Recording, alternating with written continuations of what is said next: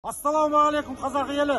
Мынау бүгін Наурызбай ауылының атыстар жігіттері осы менің отаным, менің туым ұранды Ақылбай ауылынан қабылдап Баянбай ауылына жолдаймыз. Алға Қазақстан! Екен Алтай Атыраудың арасы, тау бауыры өзен көлдің жағасы. Жастайынан жет атасын жаттаған, сақтаған, тегі мықты мен қазақтың баласы.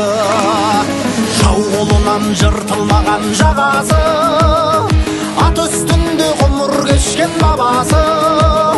Теуіп қалса темір үзіп кететін, өтетін, қайсар туған мен қазақтың баласы. Жаратқан Алла панасы, есігі байтақ даласы, алашым деп аттанса ешкімнің келмес шамасы. Азаттығын қазақ туы